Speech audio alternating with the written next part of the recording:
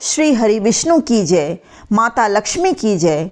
दोस्तों, गुरुवार के व्रत से संबंधित कई वीडियोस आप YouTube पर देखते ही होंगे, परंतु आज की मेरी ये वीडियो खास है क्योंकि 16 गुरुवार का व्रत हमें किस प्रकार से करना चाहिए, व्रत के नियम क्या होते हैं, 16 गुरुवार के संपूर्ण और सही विधि क्या होती है, इन सब की संपूर्ण जानकारी आपको आज के इस वीडियो में मिलने वाली है। जैसे कि 16 गुरुवार के व्रत हमें क्यों करना चाहिए, कब करना चाहिए, किन परिस्थितियों में 16 गुरुवार के व्रत किए जाते हैं। इसके अलावा व्रत कब से शुरू करना चाहिए, पूजा किस प्रकार से करनी चाहिए, व्रत का संकल्प कब और कैसे लेना चाहिए और व्रत में क्या खाना चाहिए, क्या नहीं खाना चाहिए और कितनी बार खाना चाहिए, पूजा कब और कैसे करें, किन मंत्रों का जप करें और किन नियमों का पालन करें, मतलब गुरुवार व्रत से जुड़ी संपूर्ण जानकारी आपको आज के इस वीडियो में मिलने वाली है। इसलिए वीडियो को पूरा देखिएगा। वीडियो अगर पसंद आए तो लाइक कीजिएगा और अगर आप मेरे इस YouTube चैनल त्रिदेव शक्ति में पहली बार आए हैं तो इसे अवश्य ही सब्सक्राइब कर लें और बेल बटन भी प्रेस कर लें ताकि मेरे आने वाले सभी वीडियोस की नोटिफिकेशन आपको वक्त पर मिलती रहे। दोस्तों, कई ऐसे भक्त हैं जो बिना किसी कामना के निष्काम भाव से गुरुवार का व्रत करते हैं। तो ऐसे में अगर आप निष्काम भाव से व्रत करते हैं तो आपके लिए कोई बहुत ज़्यादा नियम पालन करने की आवश्यकता नहीं होती है। आप जैसे बाकी व्रत करते हैं वैसे ही बृहस्पतिवार का व्रत कर सकते हैं। लेकिन आप अगर विशेष मनोकामना के साथ गुरुवार का व्रत करते हैं और बहुत कम समय में आप चाहते हैं कि आपकी मनोकामना पूर्ण हो जाए, कुछ विशेष समय है आपके पास और उसी समय में आप चाहते हैं कि आपकी इच्छा पूर्ण हो, तो इसके लिए आपको 16 गुरुवार का व्रत करना चाहिए। तो 16 गुरुवार का व्रत आप किसी विशेष मनोकामना से धारण कर सकते हैं। इसे महिलाएं, पुरुष, कुंवारी कन्याएं या कुंवारे लड़के कोई भी इस व्रत को धारण कर सकता है। और बात करें कि किस मनोकामना से व्रत धारण करना है, तो देखिए, आपके विवाह में बहुत अधिक बाधाएं आ रही हैं, रिश्ते होते नहीं हैं या बात बनते बनते रह जाती है या रिश्ते होकर भी कई बार टूट जा रहा है, तो ऐसी परिस्थिति में आपको गुरुवार का व्रत धारण करना चाहिए। और अगर आपको संतान प्राप्ति में भी बाधाएं आ रही हैं तब भी आपके लिए गुरुवार का व्रत सर्वश्रेष्ठ है। इसके अलावा अगर आपकी आर्थिक स्थिति ठीक नहीं रहती, बृहस्पति ठीक नहीं होने के कारण अगर आपके पास धन का संचय नहीं हो पा रहा है या धनागमन नहीं हो पाता है, तो ऐसी अवस्था में भी आपको गुरुवार का व्रत धारण करना चाहिए। 16 गुरुवार का व्रत अगर आप करते हैं तो आपको शिक्षा में भी सफलता मिलती है, करियर में सफलता मिलती है, दाम्पत्य जीवन भी सुखमय होता है। अगर पति पत्नी में नहीं बनती है तो 16 गुरुवार का व्रत जरूर धारण करना चाहिए। गुरुवार का व्रत करने से बृहस्पति मजबूत होते हैं और जब बृहस्पति मजबूत होते हैं तो बृहस्पति के कार्य क्षेत्र में जो भी आते हैं, जैसे हमारा भाग्य मजबूत होगा, धन की स्थिति अच्छी होगी, दाम्पत्य जीवन सुखमय होता है, विवाह में आ रही बाधाएं दूर होती हैं, सुयोग्य जीवन साथी की प्राप्ति होती है और सुयोग्य संतान की प्राप्ति होती है, मतलब सभी प्रकार के सुखों की प्राप्ति हो जाती है। बृहस्पति के मजबूत होने से बृहस्पति को मजबूत करने या शुभ करने के लिए ही गुरुवार का व्रत धारण किया जाता है। बहुत जल्दी अगर आप अपनी मनोकामना पूर्ण करना चाहते हैं तो 16 गुरुवार का व्रत आपको अवश्य करना चाहिए। व्रत हमें कब से शुरू करना चाहिए और कैसे करना चाहिए? किसी भी महीने के शुक्ल पक्ष के गुरुवार से आप व्रत का प्रारंभ कर सकते हैं। पौष मास के गुरुवार को छोड़कर शुक्ल पक्ष में ही यह व्रत शुरू किया जाता है। इस बात का ध्यान रखना चाहिए, जिस दिन आप शुरू करेंगे उस दिन आप संकल्प के साथ यह व्रत शुरू करेंगे कि कितनी और किस मनोकामना से आप यह व्रत कर रहे हैं, क्योंकि संकल्प के साथ किया गया व्रत निश्चित ही पूर्ण होती है। संकल्प हमें किसी ब्राह्मण से ही लेना चाहिए और बस पहली बार ही लेना है, बार बार ब्राह्मण के पास जाने की ज़रूरत नहीं है। परंतु अगर पंडित या ब्राह्मण उपलब्ध ना हो तो भी आप व्रत का संकल्प ले सकते हैं। जैसे कि भगवान श्री हरि विष्णु के सामने शुद्ध घी का एक दीपक जलाएं और उसके बाद दाहिने हाथ में जल और पुष्प लेकर व्रत का संकल्प लीजिए। अपना नाम बोलिए, गोत्र बोलिए, जिस स्थान पर आप बैठकर पूजा कर रहे हैं उस स्थान का नाम बोलिए। उसके बाद आप प्रार्थना कीजिए कि आप इस मनोकामना से 16 गुरुवार का व्रत धारण कर रहे हैं, और अगर व्रत में कोई भी भूल चूक हो जाए तो श्री हरि विष्णु उसे क्षमा करें। आपका व्रत आपकी पूजा स्वीकार करें और आपकी मनोकामना को शीघ्र ही पूर्ण करें। इस प्रकार से आप व्रत का संकल्प ले सकते हैं, परंतु अगर संभव हो तो किसी पंडित या ब्राह्मण से ही आप संकल्प लें, और जिस दिन आप संकल्प लेते हैं उसी दिन से आपका व्रत प्रारंभ हो जाता है। उसके बाद विधि विधान से जैसे बृहस्पति जी की पूजा की जाती है वैसे ही आप पूजा करेंगे। केले के पेड़ की पूजा अत्यंत आवश्यक होती है इसमें, तो आप आसपास किसी मंदिर में हो सके तो वहां जाकर भी केले का पूजा कर सकते हैं, अगर वहां पर लगा हो तो। नहीं तो आप अपने घर में ही गमले में छोटा सा केले का पौधा लगा लीजिए और गुरुवार के दिन उस केले के पौधे में भगवान श्री हरि विष्णु की कोई भी फोटो या मूर्ति को उसमें विराजमान करके एक साथ भगवान विष्णु और केले की आराधना की जा सकती है। सुबह सवेरे शुद्ध जल में थोड़ी सी हल्दी मिलाकर केले के जड़ में अर्पित कीजिए और इसके बाद वहां पर धूप दीप प्रज्वलित करके विधि विधान से पूजा कीजिए। गुरुवार के दिन चने की दाल भिगोकर गुड़ और मुनक्के का भोग अर्पित किया जाता है। आप घर में श्री हरि विष्णु की विधि विधान से पूजा करके फिर मंदिर में जाकर के केले के पौधे की पूजा कर सकते हैं। बहुत लोगों का यह भी प्रश्न होता है कि चौकी लगाकर ही पूजा करनी चाहिए क्या? तो ऐसा करना आवश्यक नहीं है, क्योंकि आप अपने पूजा स्थल पर पूजा कर सकते हैं। घी का दीपक जलाएं, भोग के प्रसाद अर्पित करें और कथा का पाठ करें या किसी से श्रवण करें। दिन भर आप व्रत रहते हैं और शाम को फिर से केले के पेड़ की पूजा की जाती है। केले के पेड़ के पास शुद्ध घी का दीपक प्रज्वलित करते हैं, भगवान श्री हरि विष्णु और केले के पेड़ की आरती करते हैं, तो बृहस्पतिवार का व्रत पूर्ण हो जाता है। अब बात करते हैं पूजा के समय का।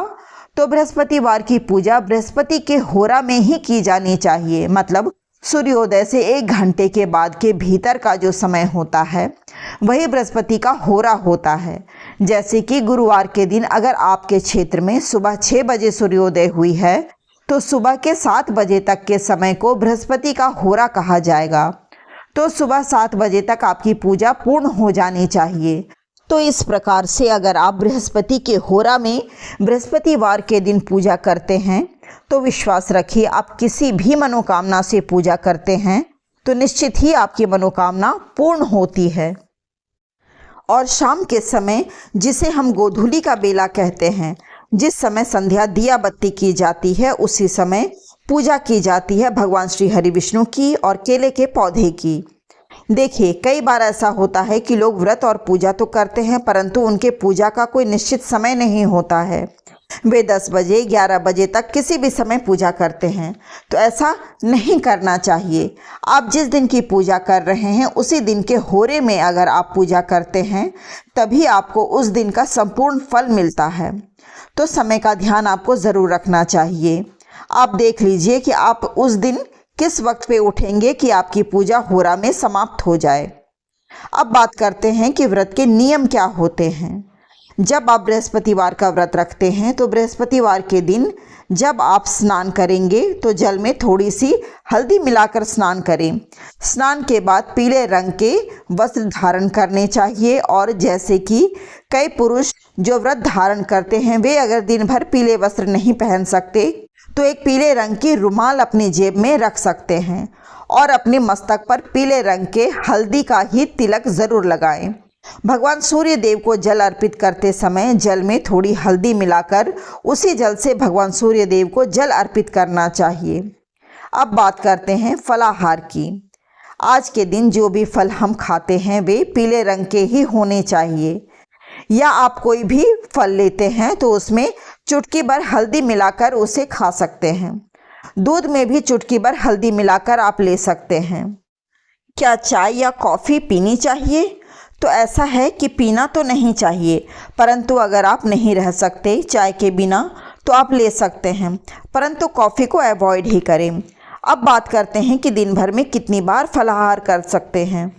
तो व्रत का नियम तो ये होता है कि आप बार बार अपना मुंह जूठा नहीं करें।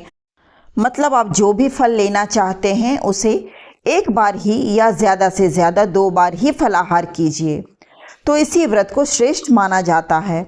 बार बार पानी पीना या फल खाना, इससे आपका व्रत खंडित होता है। आप जब सुबह पूजा कर लेंगे तो जो गुड़ और चने की दाल आपने प्रसाद के रूप में चढ़ाया था, उसमें से गुड़ खाकर आप पूजा के बाद पानी पी लीजिए। साथ ही कुछ फल भी आप खा सकते हैं या दूध भी ले सकते हैं थोड़ी सी हल्दी के साथ। इसके बाद आप कोशिश करें कि 1 या 2 बार ही फलाहार लें और इसके बाद संध्या पूजन और आरती के बाद मीठा भोजन बनाकर आप व्रत खोल सकते हैं। इसमें मीठे भोजन में बेसन से बनी हुई वस्तुएं खाई जाती हैं, जैसे कि बेसन का हलवा, गेहूं के आटे में थोड़ा सा बेसन मिलाकर रोटी या बेसन का चीला बनाकर खा सकते हैं। मतलब आज के दिन व्रत खोलते समय बेसन का होना आवश्यक होता है व्रत खोलते समय। और जो आपने चने की दाल को प्रसाद स्वरूप चढ़ाया था, उसे आप इसी समय व्रत खोलते समय ग्रहण करें। अगर आप कोई भी विशेष मनोकामना से यह व्रत धारण कर रहे हैं, जैसे कि अपनी शादी के लिए या संतान के लिए या नौकरी के लिए या शिक्षा के लिए, मतलब आप अगर यह व्रत सिर्फ अपने लिए कर रहे हैं, तो ऐसे में जो प्रसाद आप श्री हरि विष्णु को अर्पित कर रहे हैं उसे आप स्वयं ही ग्रहण करें। इसे आप किसी और को नहीं देंगे।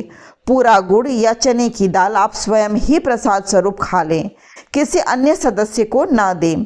इस बात का आपको विशेष ध्यान रखना चाहिए। अगर आप परिवार के सुख समृद्धि के लिए या दाम्पत्य जीवन को सुखमय बनाने के लिए यह व्रत धारण कर रहे हैं, तो उस समय गुड़ और चने की दाल में से दूसरों को भी प्रसाद वितरित कर सकते हैं, जैसे कि आप अपने पति या बच्चों को दे सकते हैं।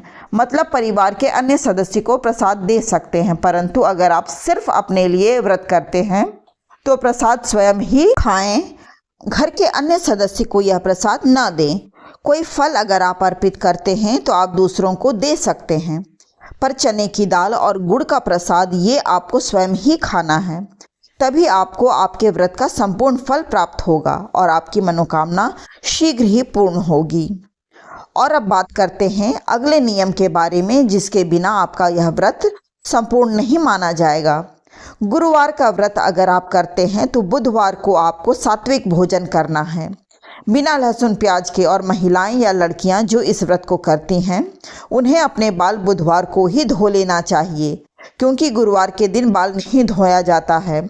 और अगर किसी कारणवश आप बुधवार के दिन बाल नहीं धो पाते हैं तो भी परेशान होने की कोई आवश्यकता नहीं है, ना ही गुरुवार को बाल धोने की ज़रूरत है।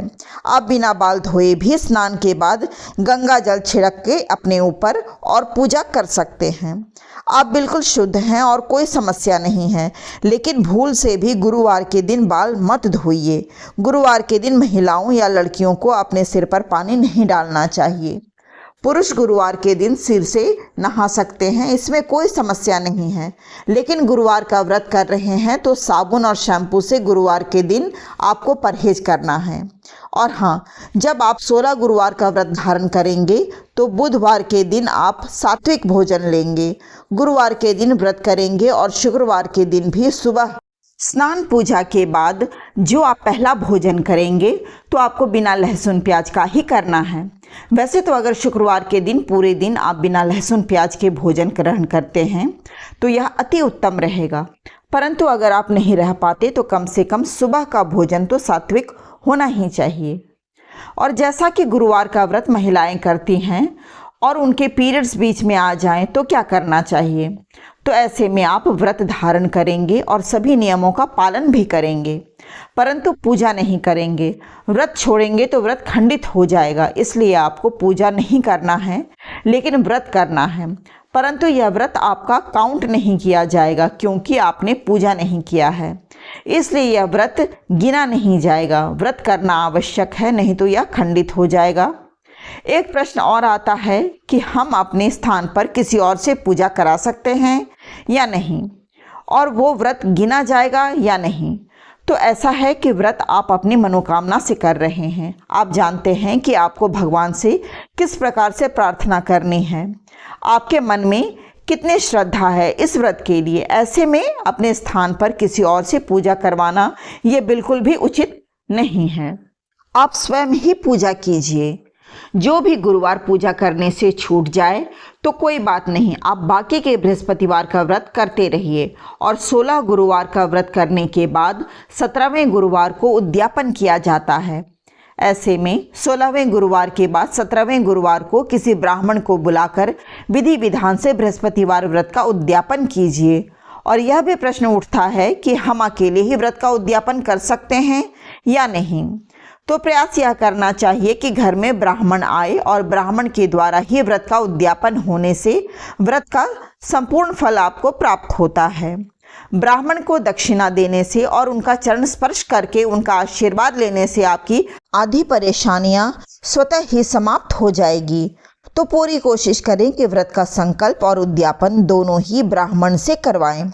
यही श्रेष्ठ तरीका होता है किसी भी व्रत का संपूर्ण फल पाने के लिए। लेकिन अगर ऐसा संभव ना हो तो आप स्वयं से ही व्रत का उद्यापन कर सकते हैं और दान की सामग्री और दक्षिणा किसी ब्राह्मण को भिजवा सकते हैं। गुरुवार के व्रत के अनुसार आज के दिन आपको किसी भी प्रकार का क्रोध नहीं करना है, किसी की निंदा नहीं करनी है, किसी को अपशब्द नहीं कहना चाहिए।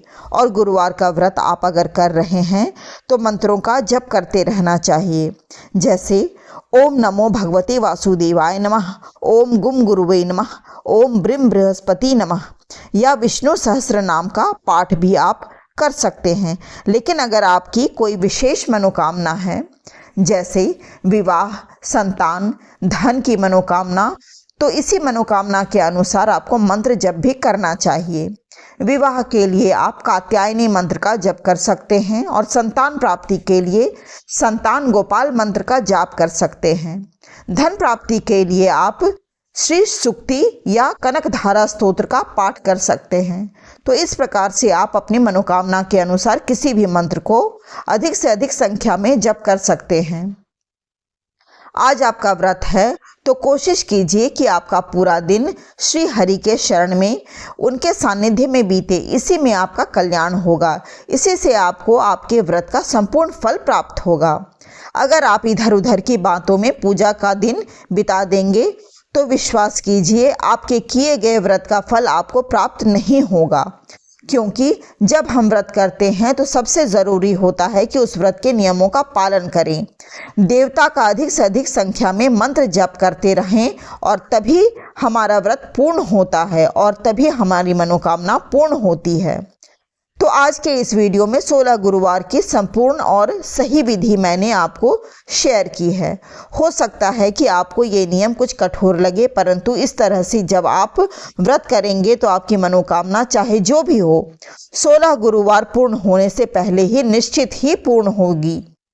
तो आशा करती हूँ आज के यह वीडियो आपको लाभ अवश्य पहुँचाएगी। वीडियो अगर अच्छी लगी हो तो लाइक करें, कमेंट में जाकर श्री हरि विष्णु लिखें और अधिक से अधिक शेयर करें। और चैनल में अगर पहली बार आए हैं तो इसे अवश्य ही सब्सक्राइब कर लें और बेल बटन भी प्रेस कर दें, ताकि मेरे आने वाले सभी वीडियोस की नोटिफिकेशन आपको वक्त पर मिलती रहे। नमस्कार।